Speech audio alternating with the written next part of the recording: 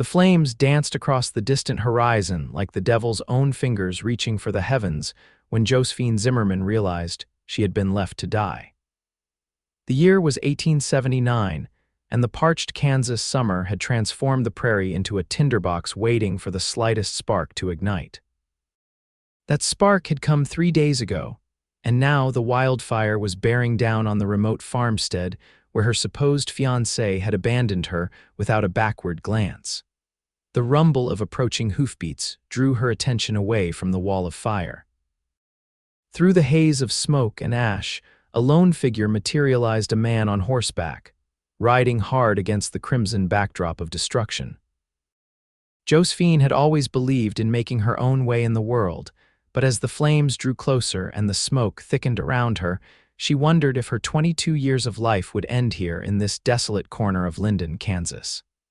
"Madam," the rider's voice carried over the roar of the fire. "We need to go now." The stallion beneath him reared as embers rained down, but the cowboy held firm, his face partially obscured by a bandana pulled up against the smoke. His eyes, however, locked with hers, a startling blue that seemed impossible amidst the orange glow surrounding them. "My things," she protested weakly, gesturing to the small trunk containing everything she owned in the world. "No time," he shouted, extending a gloved hand. "That fire's moving faster than anything I've seen. It'll be on us in minutes." As if to emphasize his point, a nearby tree erupted in flames, sending a shower of burning debris around them. The heat was becoming unbearable, the air nearly too thick to breathe. With one last glance at the farmhouse, the place that was supposed to have been her new beginning, Josephine grasped the stranger's hand and felt herself being pulled effortlessly onto the horse behind him. "Hold on tight," he instructed, and she wrapped her arms around his waist without hesitation as the horse pivoted and began galloping toward a narrow gap in the approaching inferno.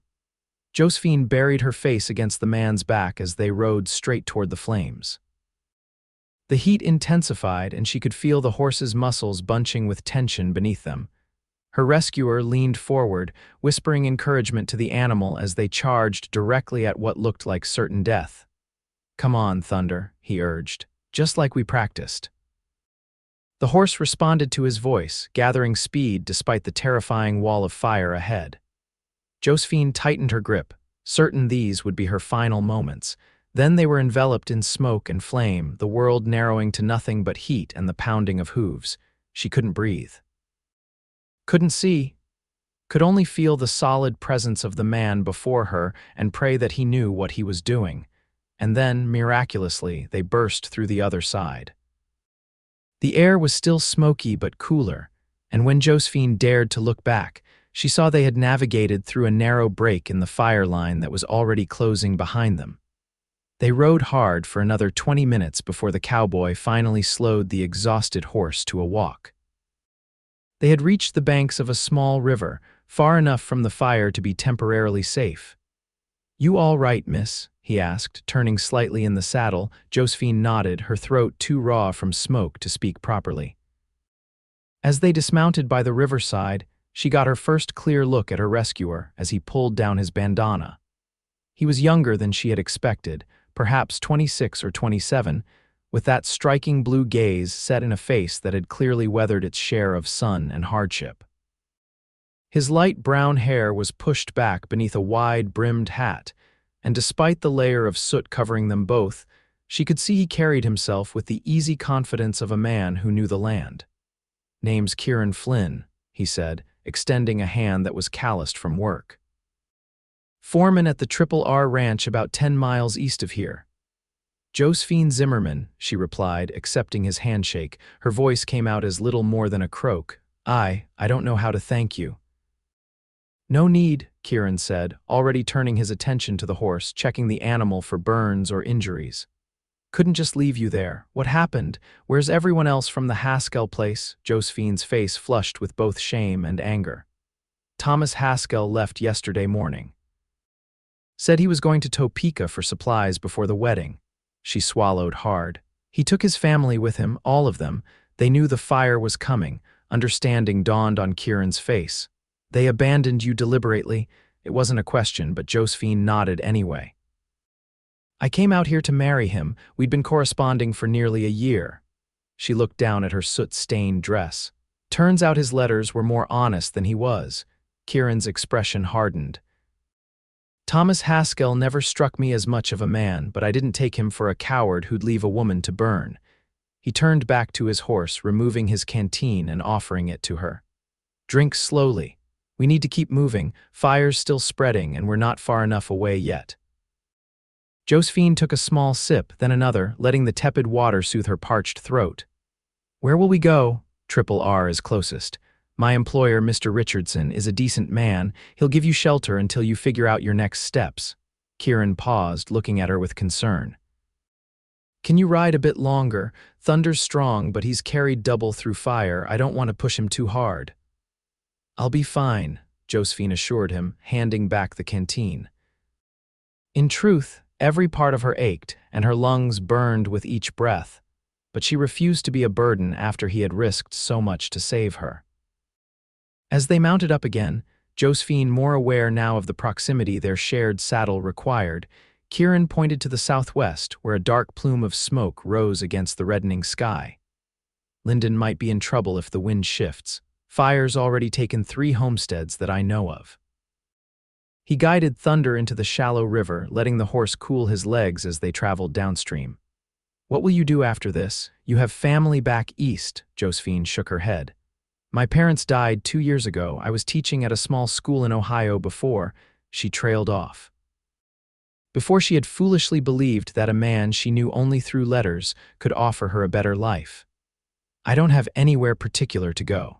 Kieran nodded but said nothing more as they followed the river for several miles before cutting eastward across the prairie.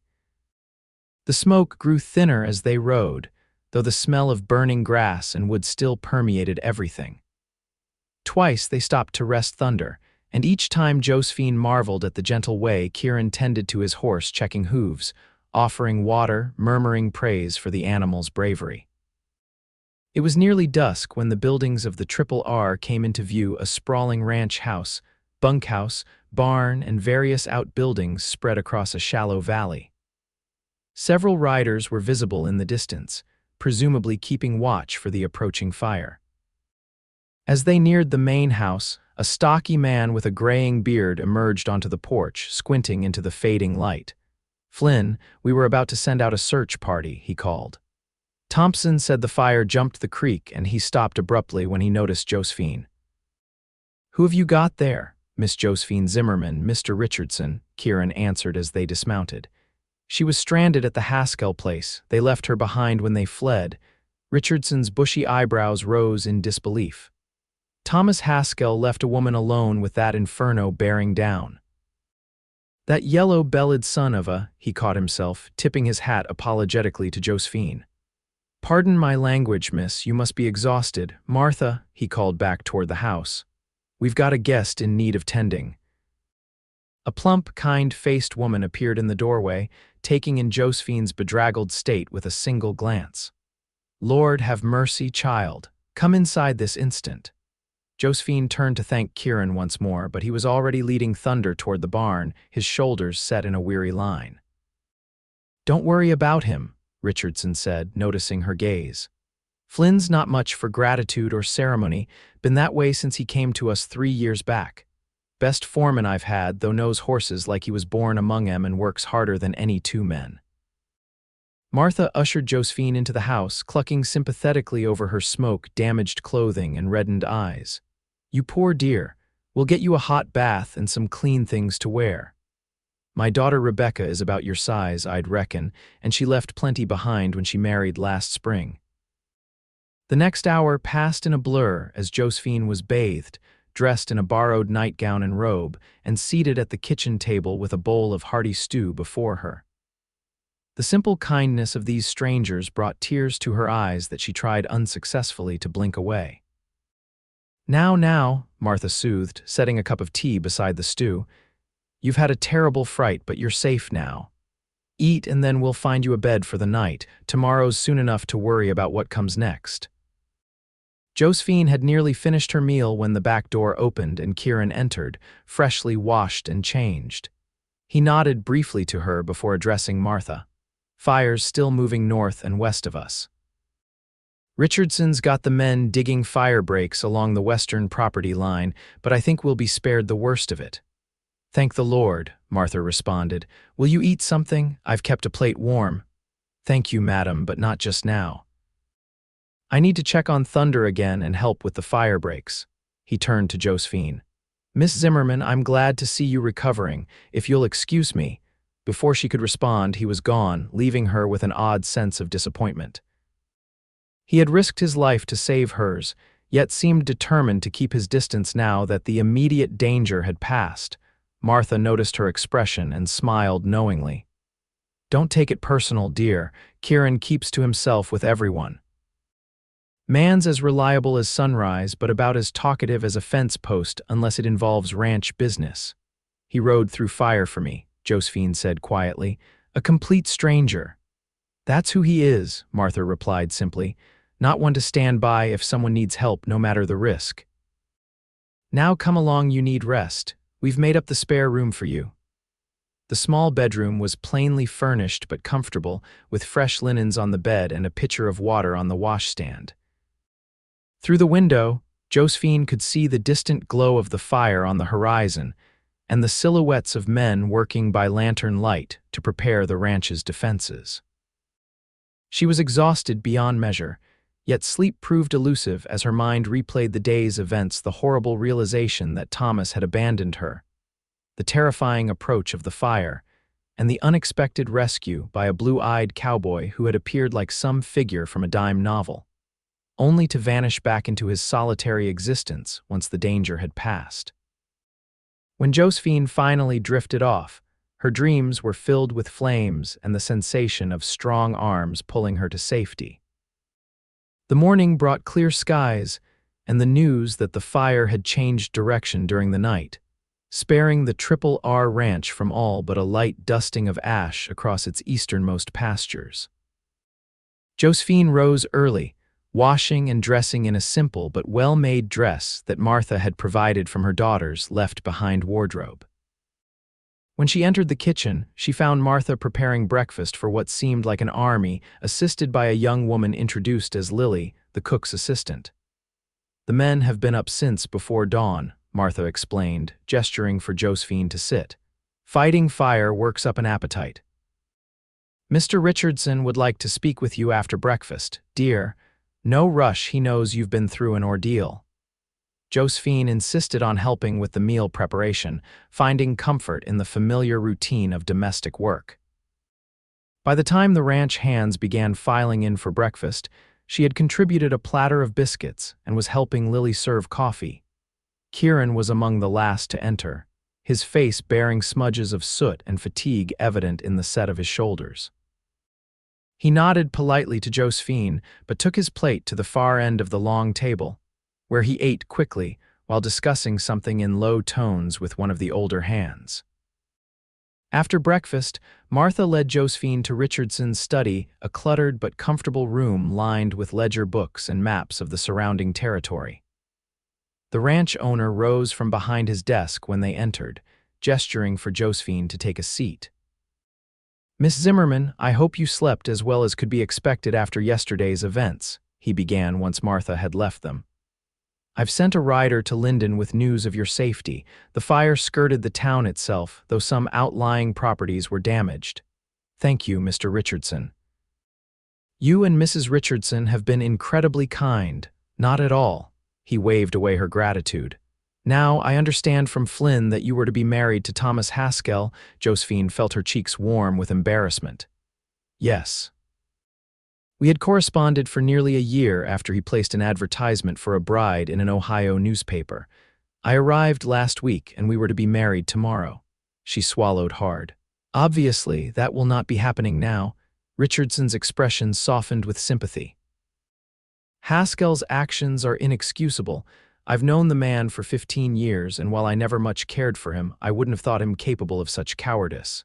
He leaned back in his chair. "The question now is what you intend to do, Miss Zimmerman." I'm not entirely sure," Josephine admitted. My trunk was left behind, containing most of my possessions and what little money I had saved. I suppose I could seek employment in Linden, perhaps as a teacher if there's a need."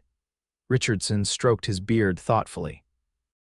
"As it happens, Linden's schoolteacher, Mrs. Abernathy, has been in declining health this past year.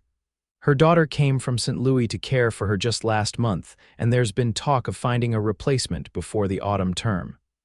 He studied her for a moment. "You mentioned you taught in Ohio for 3 years at a small school outside Cleveland.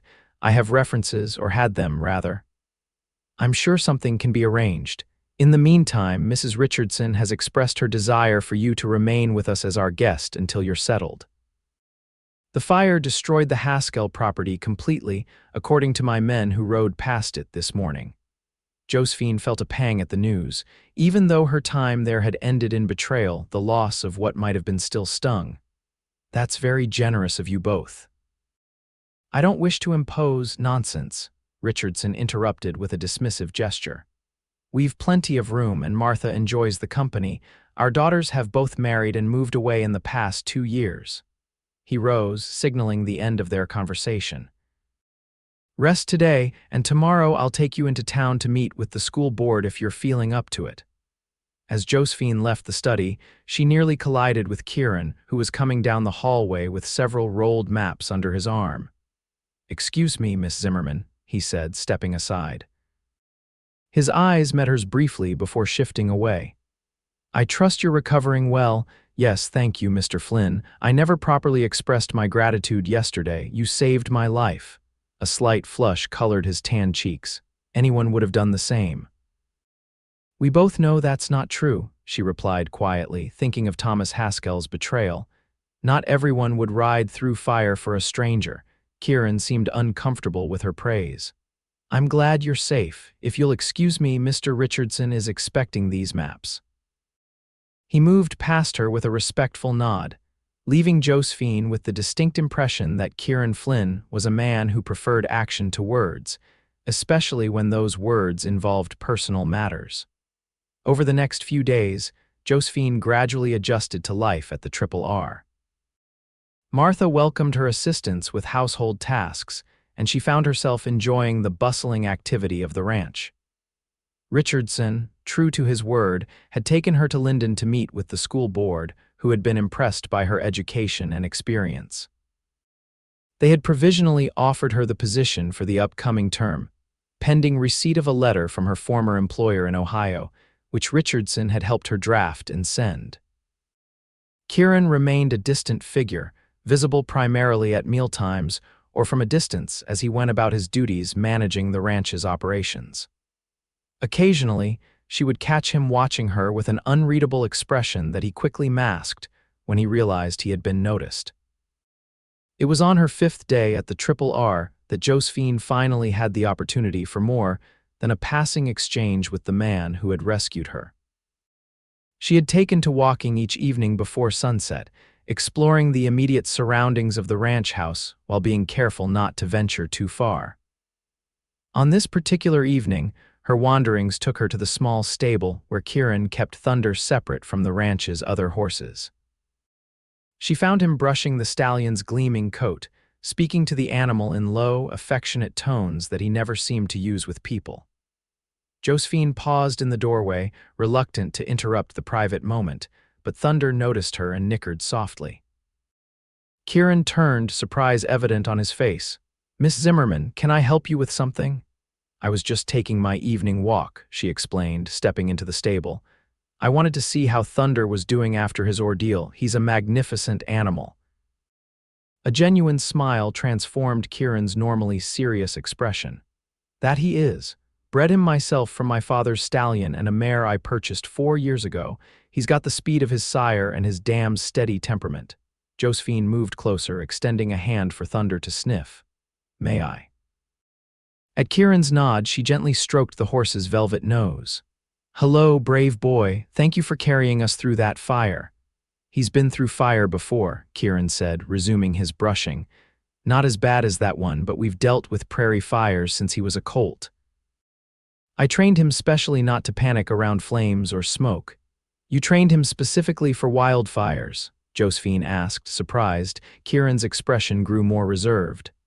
I've seen what fire can do to people caught unprepared.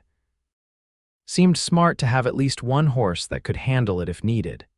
He set down the brush, moving to check one of Thunder's legs. Mr. Richardson tells me you'll be taking over the school in Linden. Yes, if my references are satisfactory, classes would begin in September. The children there need a good teacher. Mrs. Abernathy did her best, but she's been ailing for some time. He straightened up, finally meeting her eyes directly. You'll be staying in town then, that's the plan. The school comes with living quarters above the classroom, small but sufficient for one person. Kieran nodded, his expression unreadable. Linden's a decent town. Sheriff Cooper keeps good order and the people are generally welcoming to newcomers. Have you lived in this area long? Josephine asked, genuinely curious about the taciturn cowboy, going on 4 years at the RRR, drifted around some before that. His tone suggested he wasn't inclined to elaborate. Josephine sensed his reticence but pressed gently, and before the drifting, a shadow crossed his face. Colorado territory, lost my family's ranch in '75. He picked up a saddle blanket and began folding it with methodical precision. It's getting dark, Miss Zimmerman. You should probably head back to the house. Recognizing the dismissal for what it was, Josephine nodded. Of course. Thank you for letting me visit Thunder. She turned to leave but paused at the stable door. Mr. Flynn? Yes, I ride as well. Not as expertly as you, perhaps, but I spent summers on my grandfather's farm growing up. If you ever need an extra hand exercising the horses. She let the offer hang in the air between them. For a moment she thought he would refuse, but after a brief hesitation he gave a short nod.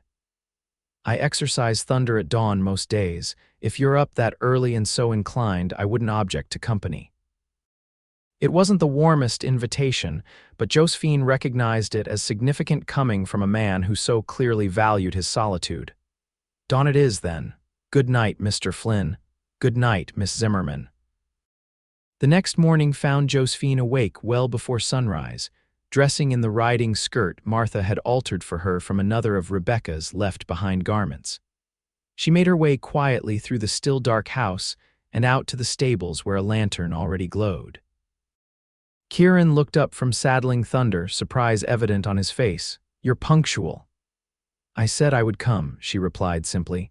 Which horse should I take? He gestured to a chestnut mare in a nearby stall.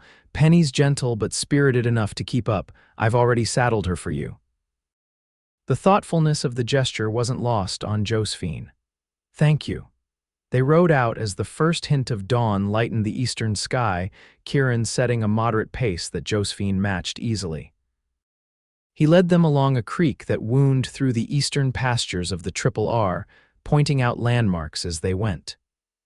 Though not talkative by nature, he answered her questions about the ranch and surrounding area with increasing comfort as the ride progressed.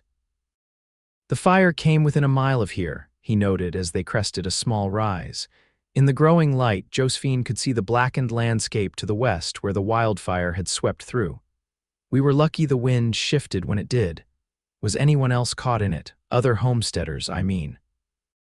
Kieran's expression sobered.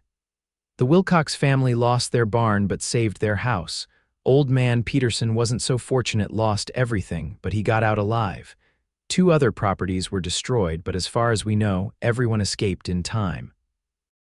Thanks in no small part to you, I imagine, Josephine observed. Mr. Richardson mentioned you organized the warning riders. He shrugged uncomfortably. Just doing what needed doing. They rode in companionable silence for a while, the only sounds the steady rhythm of hoofbeats and the awakening calls of prairie birds. The rising sun cast a golden glow across the landscape, transforming even the fire-scarred areas into something almost beautiful in the early light. It must have been difficult, Josephine said finally, losing your family's ranch. Kieran stiffened slightly, and she immediately regretted broaching the subject, but after a moment he answered, his voice carefully neutral. It was. My father built it from nothing after the war. By the time I was 20, we had one of the finest horse breeding operations in Colorado. He paused, eyes fixed on the horizon. Fire took most of it, drought and bank loans took the rest. I'm sorry, she said softly, understanding now his dedication to fire prevention and rescue. Were your parents? My father died in the fire trying to save the horses. My mother passed 2 years before from fever. His hands tightened on the reins. I drifted after losing the ranch, worked my way eastward. Richardson gave me a chance when not many would. You've built something valuable here, Josephine observed. Mr. Richardson speaks very highly of you. A ghost of a smile crossed his face. He's a good man to work for, treats his people fair and knows his business. He glanced at her. What about you? Teaching is your calling. It's what I know, she replied honestly.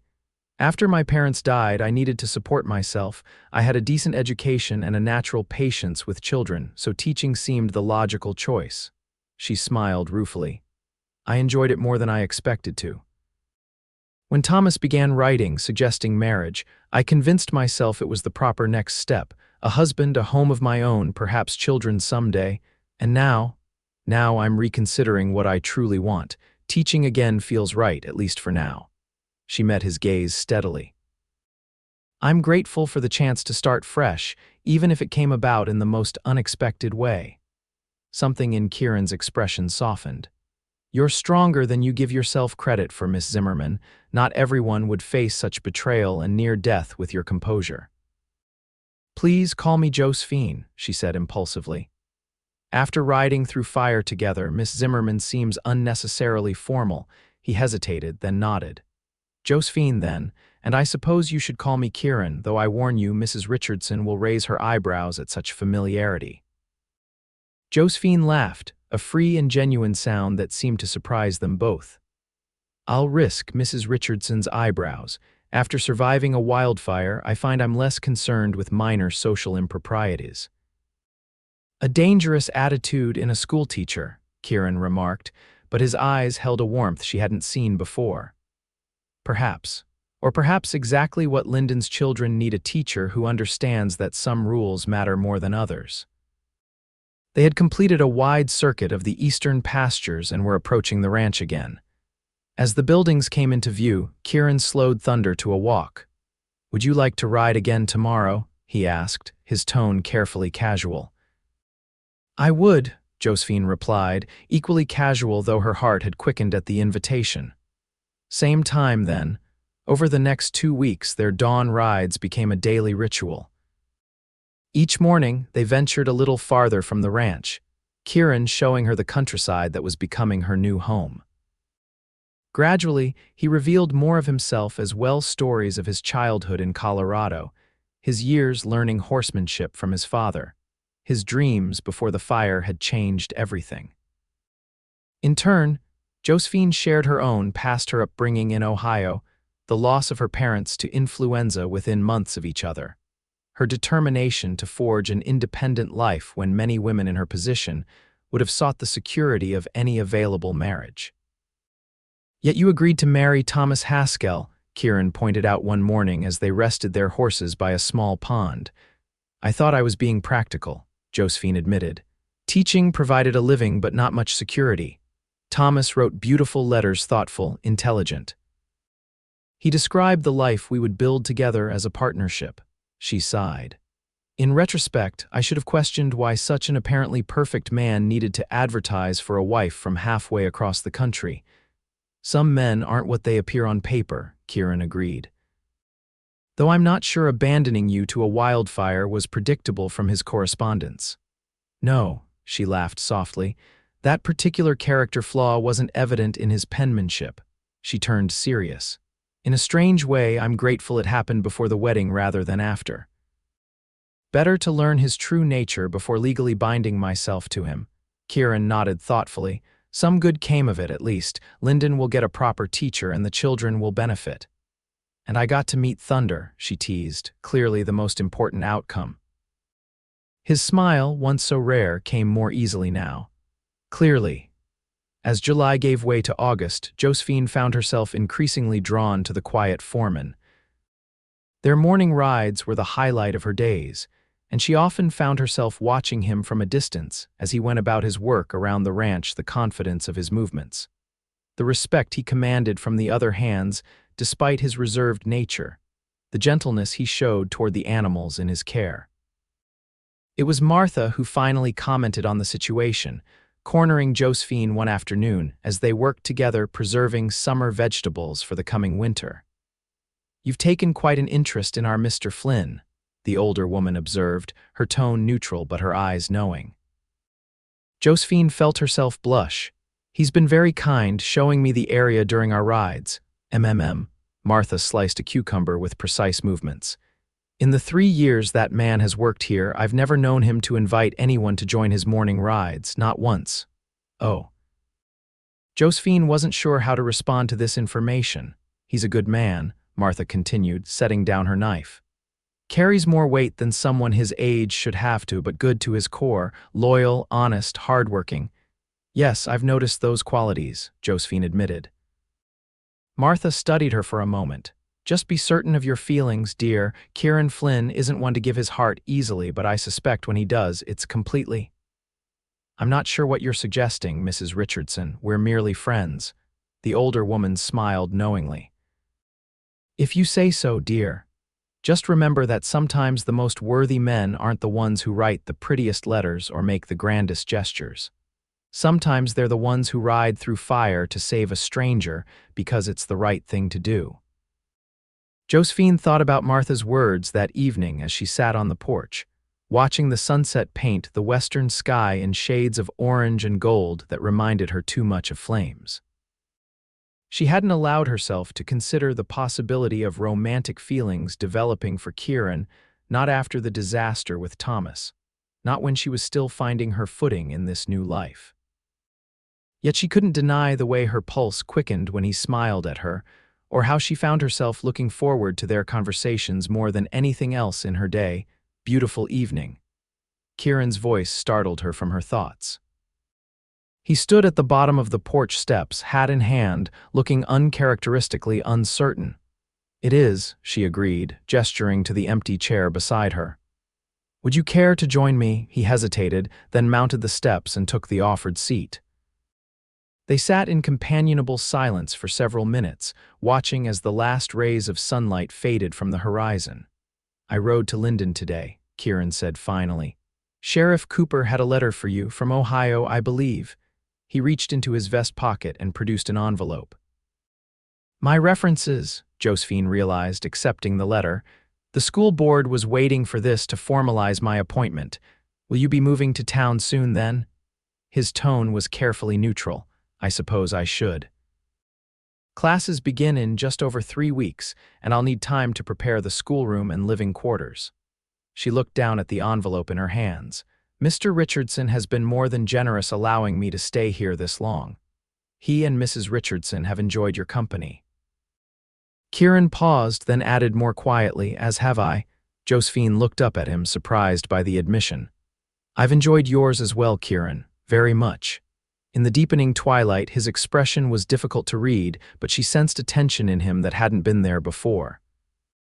"Perhaps," he said carefully, "you might still ride out here some mornings, even after you move to town, if you wanted to continue our rides." "I'd like that," she replied softly. "Very much." He nodded, seemingly relieved. "Good, that's good." He stood abruptly. "I should let you rest." "Dawn comes early." "Kieran," she called as he reached the steps. When he turned, she asked the question that had been on her mind for days. "Why did you come for me that day? You risked your life for someone you'd never met." He was silent for so long she thought he might not answer. Then quietly, "I told you about losing my father in the fire that took our ranch." "Yes. What I didn't tell you was that I wasn't there when it happened." His voice was tight with old pain. "I was in town, 20 miles away. By the time I got back, it was too late." He looked out into the darkness. "I promised myself I'd never again stand by when someone needed help, not if there was any chance at all." The raw honesty of his confession moved her deeply. "Thank you for telling me." He nodded once, then descended the steps and disappeared into the night, leaving Josephine with a newfound understanding of the complex man who had saved her life. The following day, Richardson drove Josephine to Linden to present her references to the school board and finalize her appointment as the town's new teacher. The chairman, a portly man named Harrison, expressed satisfaction with her credentials and formally offered her the position, which she accepted with genuine enthusiasm. "The living quarters need some attention," Harrison warned as he showed her the small schoolhouse at the edge of town. Mrs. Abernathy let things slide a bit as her health declined. The schoolroom itself was larger than Josephine had expected, with rows of well-worn desks facing a teacher's platform. Windows along both sides provided ample light, and a pot-bellied stove stood ready for winter heating. A narrow staircase at the back led to the living quarters' 2 small rooms and a basic kitchen that would become her new home. Harrison was right about the condition. Dust lay thick on every surface, and the sparse furnishings had seen better days. Still, Josephine could see the potential. "It's perfect," she declared. "When can I move in?" "Whenever you're ready, Miss Zimmerman. Term starts the first Monday in September, but you're welcome to take occupancy immediately to prepare." Harrison handed her a set of keys. "The town council has allocated funds for basic supplies. Just present your list to Mr. Tolliver at the general store." As they left the schoolhouse, Harrison paused. "I should mention, Miss Zimmerman, we're aware of the circumstances that brought you to our community. That business with Thomas Haskell reflects poorly on him, not you. Linden is fortunate to have found a teacher of your caliber, regardless of how you came to be available. Thank you, Mr. Harrison. I appreciate the community's understanding." They returned to the general store where Richardson was waiting, deep in conversation with a lean, weathered man wearing a sheriff's badge. "Miss Zimmerman," Richardson said as they approached. "Allow me to introduce Sheriff Matthew Cooper." "Sheriff, this is Miss Josephine Zimmerman, Linden's new school teacher." "Madam," Cooper tipped his hat respectfully, "heard about your ordeal with the fire. Glad Flynn got to you in time." "As am I, Sheriff," Josephine replied with feeling. "Cooper was just telling me they found Haskell," Richardson said, his expression grim. "Him and his family made it to Topeka, apparently." "Good to know they're safe," Josephine said diplomatically, though a part of her had hoped Thomas had encountered at least some difficulty in his cowardly escape. "Safe, yes," Cooper agreed with a slight edge to his voice, "though Haskell might wish otherwise when he returns. Word of what he did has spread. He'll find few friends in Linden now." "I have no wish to cause trouble," Josephine insisted. "What's done is done." "Admirable sentiment," Cooper said, "but some actions deserve consequences. Abandoning a woman to a wildfire crosses a line most folks around here won't forgive easily." He tipped his hat again. "Welcome to Linden, Miss Zimmerman. You need anything, my office is just down the street." After purchasing some basic provisions for the schoolhouse, Josephine and Richardson returned to the Triple R. She spent the evening sorting through the few possessions she had accumulated during her stay and preparing to move to town the following day. "You're welcome here anytime," Martha assured her as they said their goodbyes after breakfast. "This will always be a home to you, remember that." "Thank you for everything," Josephine replied, embracing the older woman warmly. "I can never repay your kindness." Richardson had arranged for one of the ranch hands to drive Josephine to town with her belongings, but as they were loading the wagon, Kieran appeared leading Thunder and another saddled horse. "If you don't mind, sir," he said to Richardson, "I thought Miss Zimmerman might prefer to ride into town. Williams can bring her things." Richardson's bushy eyebrows rose slightly, but he nodded. "Fine by me if it suits Miss Zimmerman." "I would enjoy one last ride," Josephine agreed, her heart lifting at the prospect of more time with Kieran. They took a leisurely route to Linden, following paths they had explored during their morning rides. The late August sun warmed the prairie, bringing out the scents of grass and wildflowers that had somehow survived both drought and fire. "The school looks promising," Josephine commented as they rode. "Larger than where I taught in Ohio, but the principles are the same." "How many students will you have?" "Around 30, according to Mr. Harrison, ranging from 6 to 14 years of age. Some only attend during the winter months when they're not needed for farm work." Kieran nodded thoughtfully. "That's how it was for me. Schooling when the ranch could spare me, learning from my father the rest of the time." He glanced at her. You'll be good for those children. They need someone who understands the balance between book learning and practical knowledge. Is that what you think I provide?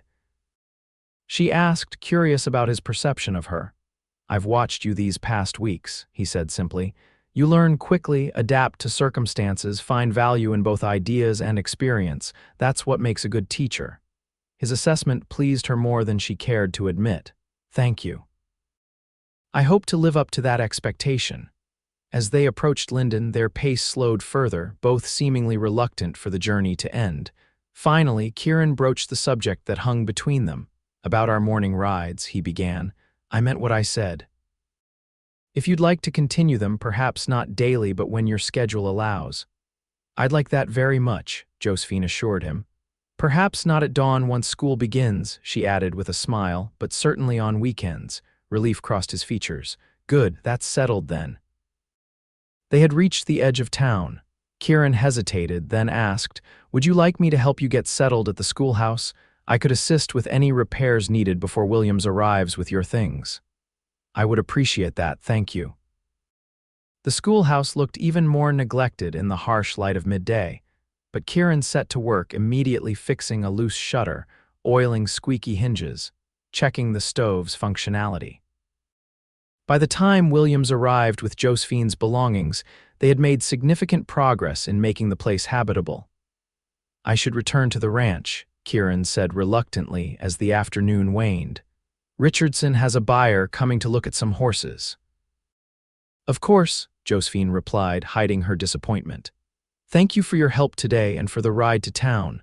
He lingered at the doorway, hat in hand, seeming on the verge of saying something more. Instead, he simply nodded. I'll see you Saturday morning for our ride. I'll be ready at 8, she promised. With a final nod, he departed, leaving Josephine to contemplate the strange mix of excitement and uncertainty that characterized this new chapter of her life. The next 3 weeks passed in a flurry of activity as Josephine prepared for the start of the school term. She scrubbed the schoolroom from top to bottom, organized textbooks, repaired desks, and gradually transformed the upstairs living quarters into a cozy, if modest, home. The townspeople proved welcoming, stopping by to introduce themselves and often bringing small gifts, preserves, fresh bread, a handmade quilt for her bed. True to his word, Kieran rode into town every Saturday morning, and they continued their explorations of the countryside around Linden. These outings became the highlight of Josephine's week, a respite from the demanding work of establishing herself in her new position. There was a subtle shift in their relationship during these rides, a growing ease between them, conversations that flowed more freely, moments of shared laughter that came more naturally. Occasionally, their hands would brush as they walked their horses side by side, or their eyes would meet and hold for just a moment longer than necessary. Neither mentioned these moments, yet Josephine found herself increasingly aware of them, cataloging each small interaction in her memory and revisiting them in quiet evenings alone. The first day of school arrived with perfect September weather, clear skies and mild temperatures that allowed the windows to remain open, carrying in the sense of autumn. 32 students filed into the schoolroom, a mix of ages and backgrounds that would challenge Josephine's organizational skills and patience. By day's end, she was exhausted but exhilarated. The children had been curious and generally well-behaved, eager to assess their new teacher. She had established ground rules, evaluated reading levels, and begun to learn names and personalities. It was fulfilling work, reminding her why she had chosen teaching in the first place. As she was closing up the schoolhouse for the evening, a familiar figure on horseback approached from the direction of the Triple R. Kieran, she called in surprise. I wasn't expecting you, he dismounted, looking slightly self-conscious. Thought I'd see how your first day went. He held up a small package wrapped in brown paper. Mrs. Richardson sent this, some of her apple tarts. She thought you might appreciate them after a long day with the children. That's very thoughtful, Josephine said, touched by the gesture. Would you like to come in? I was about to make tea. He hesitated only briefly before nodding. If I'm not intruding. The small kitchen in her quarters felt even smaller with Kieran's tall frame occupying much of the available space, but Josephine found she didn't mind the proximity. As she prepared the tea, she told him about her first day, the bright students and the challenging ones, her plans for the term, the unexpected moments of connection with certain children. "You sound happy," he observed as they sat at her tiny table, sharing the apple tarts. "I am," she realized. "It feels right being here, teaching these children." She met his gaze. "Despite how it all began, I think this is where I'm meant to be." Something flickered in his blue eyes, a warmth that made her breath catch. "I'm glad," he said simply. They talked until twilight faded into full darkness, the conversation flowing easily between them. When Kieran finally rose to leave, Josephine found herself reluctant to see him go. "Thank you for coming," she said, walking him to the door. "It was a perfect end to my first day." He turned to face her, standing close enough that she could feel the warmth radiating from him. "Josephine, he stopped, seeming to struggle with what he wanted to say. "Yes," she prompted gently. Instead of speaking, he reached out slowly, giving her every opportunity to step away, and brushed a strand of hair from her cheek. The touch was feather light but sent a shiver through her entire body. "I should go," he said, his voice lower than usual. "Good night, Josephine." "Good night, Kieran," she whispered.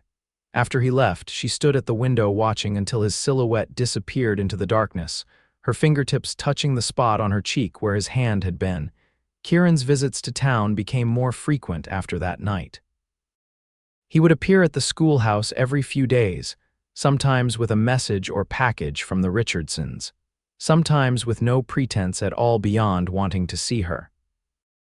Their Saturday rides continued, growing longer as they explored further from Linden, talking with increasing openness about their pasts, their present circumstances, and cautiously their hopes for the future.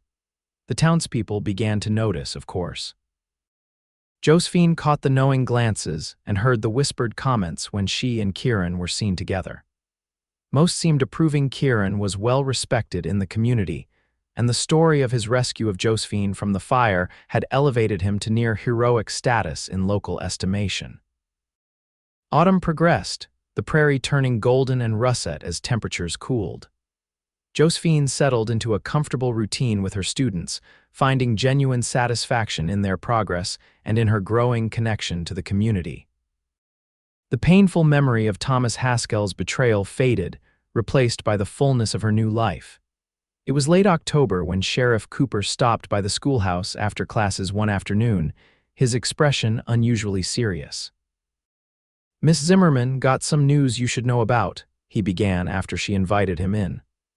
Thomas Haskell returned to what's left of his property yesterday. Josephine felt a momentary tightening in her chest at the name. "I see. Does this concern me, Sheriff?" "Might." "He's been asking about you in town, where you're living, what you're doing. Nothing threatening, just nosy-like." Cooper frowned. "Thing is, he's telling a different story about what happened with the fire." "What do you mean?" Claims there was some kind of misunderstanding. "Says he told you to meet them in Topeka and you chose to stay behind." The sheriff's disgust was evident. "Nobody's believing him, mind you, just thought you should know he's around and talking." "Thank you for telling me," Josephine said, keeping her voice steady despite the unease stirring within her. "I have no desire to see or speak with Mr. Haskell. Can't say I blame you." Cooper stood to leave. "Just keep your doors locked and let me know if he approaches you.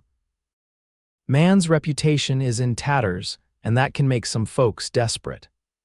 After the sheriff departed, Josephine tried to focus on grading papers, but her mind kept returning to the news of Thomas's return. She had no fear of him physically. He had proven himself a coward, not a threat, but the idea of facing him, of hearing his lies about what had happened, was deeply unsettling. She was still distracted when a knock came at her door an hour later. Her heart skipped when she opened it to find Kieran standing there, his expression concerned. "Cooper told me Haskell's back," he said without preamble. "News travels fast," she observed, stepping aside to let him enter. "Small towns." He removed his hat, turning it in his hands. "Are you all right?" "Yes," she assured him. Surprised but not upset. "Thomas Haskell has no power over me anymore." Kieran studied her face as if checking the truth of her words. Good. Still, I don't like him asking questions about you. The sheriff doesn't think he's dangerous. Maybe not physically, Kieran agreed, but men like that can cause other kinds of harm. Rumors, lies. He hesitated. I could stay in town for a few days if you'd feel safer. The offer touched her deeply. That's not necessary, but thank you. I'm perfectly capable of handling Thomas Haskell. A smile tugged at his mouth. I've no doubt of that. Still, I'll be riding into town more frequently until we're sure he's not going to be a problem. I won't object to seeing you more often, she admitted, holding his gaze, whatever the reason. Something shifted in his expression, then a softening, a decision reached. Josephine, he began, taking a step closer. These past months since the fire, I've come to care for you more than I expected, more than I thought possible after. After losing so much, she finished for him, understanding. He nodded, his blue eyes intent on hers. I don't have much to offer. The triple R isn't mine, though Richardson treats me fair and pays me well, but if you could consider. He drew a deep breath.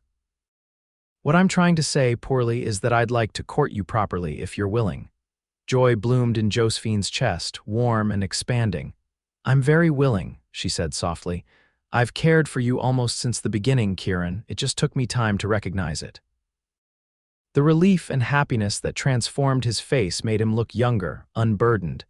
Tentatively, he reached for her hand, and she gave it freely, reveling in the strength and warmth of his fingers entwining with hers. May I call on you tomorrow evening? He asked. For supper, perhaps? I'd like that, she replied, feeling a blush rise to her cheeks at how formal they were being after months of easy companionship. Yet there was something right about acknowledging this shift, this new dimension to their relationship. When he left a short time later, Josephine stood at her window watching him go, a sense of rightness and belonging settling over her that she had never experienced before, not with Thomas, not in Ohio, not anywhere until now. The following day passed in a haze of anticipation. Josephine found herself distracted during lessons, earning curious glances from her more perceptive students. By the time the last child had departed for the day, she was nearly humming with excitement at the prospect of the evening ahead. She had just begun to prepare for Kieran's visit when a knock sounded at the schoolhouse door. Assuming it was him arriving early, she hurried to answer, a welcoming smile already in place. The smile died on her lips when she found Thomas Haskell standing on her doorstep. He looked much as she remembered, a tall, thin man with sandy hair and pale eyes, his features pleasant enough but lacking distinction. What had changed was his demeanor. Gone was the confident charm of his letters. In its place was a nervous, almost desperate quality. Josephine, he began, using her given name as if he still had the right. I've been hoping to speak with you. She remained in the doorway, blocking his entry. I have nothing to say to you, Mr. Haskell. Please, he implored. There's been a terrible misunderstanding. If you would just let me explain, there is no misunderstanding, Josephine interrupted, her voice steady despite the anger flaring within her. You left me to die in that fire. There is no explanation that can change that fact. Thomas's face flushed. That's not how it happened. I told you we were going to Topeka and expected you to follow. How was I to know you would choose to stay behind? The blatant lie stoked her anger further. You know perfectly well you said nothing of the sort. You abandoned me without warning because you decided I wasn't worth the trouble of saving. She gripped the doorframe tightly. Now please leave. I'm expecting company. A calculating look entered his eyes. Flynn, I suppose. The whole town's talking about how he rescued you, how you've been riding out together. His tone turned insinuating. Quite the convenient romance, isn't it? The abandoned bride and her heroic savior. Mr. Haskell, Josephine said coldly, what exists between Mr. Flynn and myself is none of your concern. Now, for the last time, please leave my property. You've ruined my reputation in this town, Thomas hissed, dropping the pretense of civility. People look at me like I'm dirt. My business dealings have suffered. All because you couldn't understand simple instructions to follow us to Topeka. Is there a problem here? The deep voice came from behind Thomas, causing him to whirl around. Kieran stood at the bottom of the schoolhouse steps, his posture relaxed but his eyes hard as they assessed the situation. He had clearly heard at least part of the exchange. "This is a private conversation," Thomas said stiffly, "between my fiancé and myself." "Ex-fiancé," Josephine corrected firmly, and the conversation was concluded. Kieran mounted the steps slowly, coming to stand beside her. "Miss Zimmerman has asked you to leave, Haskell. I suggest you do so." Thomas looked between them, his expression turning ugly. "So it's true." "You didn't waste any time finding a replacement, did you, Josephine?" "That's enough," Kieran said, his voice quiet but carrying an unmistakable warning. "Miss Zimmerman is a respected member of this community. You'll address her with proper respect or not at all." For a moment, Thomas seemed ready to continue arguing, but something in Kieran's steady gaze made him reconsider. With a final venomous look at Josephine, he turned and stalked away. "Are you all right?" Kieran asked once Thomas was out of earshot. "Yes," Josephine assured him, though her hands were trembling slightly from the confrontation. "Thank you for arriving when you did. I was coming early to ask if you'd prefer to dine at the hotel restaurant instead of here," he explained. "Fortunate timing." He glanced in the direction Thomas had gone. "Has he bothered you before today?" "No, this was the first time I've seen him since before the fire." She managed a smile. "And hopefully the last." Kieran didn't look convinced. "I don't trust him. Men who lie to save their pride can be unpredictable." "I'm not afraid of Thomas Haskell," Josephine said firmly. "He's shown his true character, and it's that of a coward, not a threat." "Still," Kieran insisted, "promise me you'll be cautious until he leaves the area. Keep your doors locked, especially at night." "I promise," she agreed, touched by his concern. "Now, about dinner, I'd love to go to the hotel if you're offering." His expression softened. "I thought it might be nice for our first official outing, our first official courtship dinner," she said, smiling at his hesitation. "I'd be delighted, Mr. Flynn. Give me a few minutes to change." As Josephine hurried upstairs to prepare, she refused to let thoughts of Thomas Haskell dampen her spirits.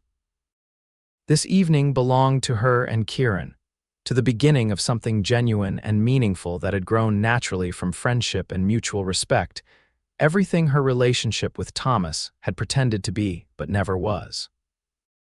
The hotel dining room was the finest establishment in Linden, which wasn't saying much by Eastern standards, but represented the best the small town had to offer. White tablecloths covered the tables, and actual glass lanterns provided warm illumination. The other diners glanced up with interest as Kieran escorted Josephine to a table, their appearance together confirming the town's speculation about their relationship.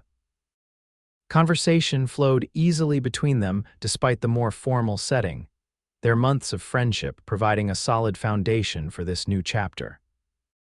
Kieran spoke of his hopes to eventually have his own ranch again, smaller than his father's but sufficient to breed and train the quality horses he loved. Josephine shared her ambitions for the school, her ideas for expanding the curriculum to better serve the diverse needs of the community's children. As they lingered over coffee after their meal, Kieran reached across the table to take her hand. "I've been thinking," he said, his thumb tracing small circles on her palm. "Richardson has offered me a parcel of land at the eastern edge of the R, 20 acres, including a small creek.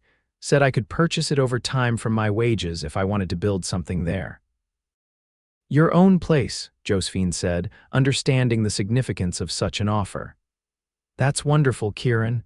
It would be a modest start," he cautioned.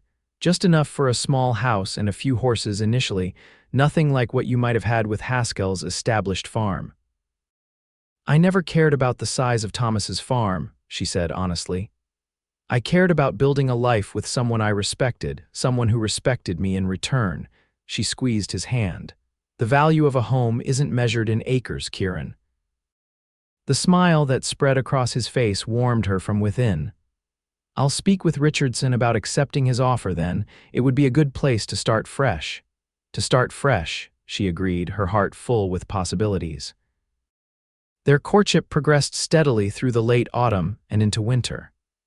Kieran began construction on a small cabin on his newly acquired land, working weekends and any free hours he could spare from his duties at the R. Josephine often joined him, helping where she could and bringing picnic lunches to share in the crisp winter air. Thomas Haskell left Linden in early November after failing to salvage his reputation or rebuild his fire-ravaged property. The news of his departure came as a relief, removing the last shadow from Josephine's new life. Christmas approached, bringing with it a festive atmosphere to both the school and the town. Josephine's students prepared a holiday pageant for their parents, and she found herself swept up in the community's traditions, helping decorate the small church, joining in caroling expeditions to outlying farms, assisting Martha Richardson with baking for the Triple Artiquesse annual Christmas feast. It was the weekend before Christmas when Kieran invited her for a ride to see the progress on the cabin. The structure was nearly complete externally, though the interior would require more work before it was truly habitable. "It's coming along beautifully," Josephine said as they stood in what would eventually be the main room. Through the newly installed windows, she could see the creek winding through the property, bordered by cottonwoods and willows that would provide lovely shade in summer. "It'll be ready by spring," Kieran told her, watching her reaction closely. "Simple but sound. It feels like a home already," she said truthfully. "You've done remarkable work." He moved to stand before her, taking both her hands in his.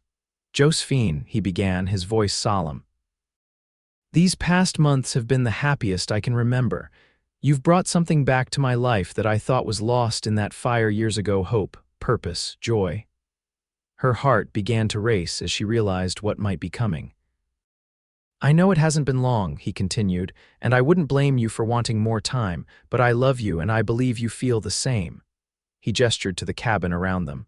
"I'm building this for us if you'll have me, if you'll be my wife." Tears of happiness welled in Josephine's eyes. "Yes," she whispered, then louder, "Yes, Kieran, I love you, and nothing would make me happier than to be your wife." He gathered her into his arms, his kiss a perfect blend of tenderness and passion that left her breathless. When they finally parted, his smile was brighter than she had ever seen it. "I have something for you," he said, reaching into his pocket. "It's not fancy, but it was my mother's." The ring he placed on her finger was a simple gold band with a small pearl set in the center, clearly an heirloom rather than a new purchase. To Josephine, it was perfect, meaningful, sincere, like the man who offered it. "It's beautiful," she said, admiring how it caught the winter sunlight. "I'll treasure it always." They shared the news of their engagement at the Triple Artiquesse Christmas celebration, to the delight of the Richardsons and the knowing nods of the ranch hands who had watched their relationship develop from the beginning. "Knew it the moment I saw him ride out of that fire with you," Martha declared, embracing Josephine warmly. "A man doesn't do something like that without it changing him forever." The winter months passed in a flurry of preparation, Josephine continuing her teaching duties while helping plan for their spring wedding. Kieran dividing his time between his foreman responsibilities and completing work on their cabin. They decided on an April wedding, when the prairie would be beginning to green and the worst of the harsh Kansas winter would be behind them. As the wedding day approached, Josephine found herself reflecting on the extraordinary journey that had brought her to this point. What had begun as the worst day of her life, abandoned and facing death in a wildfire, had led her to true happiness. To a man whose courage and integrity outshone any romantic notions she had harbored about Thomas Haskell. The wedding itself was simple but joyous, held in Linden's small church with the entire community in attendance. Martha Richardson had insisted on providing Josephine's wedding dress, a lovely cream-colored gown that had been her own daughter's. The schoolchildren formed an enthusiastic choir, and Sheriff Cooper stood as Kieran's best man. When they exchanged vows, Kieran's voice was steady and sure, his blue eyes never leaving hers as he promised to love, honor, and protect her all the days of his life. Josephine's heart was so full she could barely speak her own vows, but the words came from the deepest part of her soul. "I, Josephine, take you, Kieran, to be my husband, to have and to hold from this day forward. You came for me when all seemed lost, and in saving my life, you gave me a new one filled with love and purpose. I promise to stand by you through whatever flames or storms may come, to be your partner and your friend, your comfort and your joy, for as long as we both shall live." The celebration afterwards spilled from the church to the town square, with tables of food contributed by every family in Linden and music provided by local fiddle players. Richardson had gifted the newlyweds with a fine wagon and team to transport their belongings to the cabin, which stood ready and waiting at the edge of the Triple R.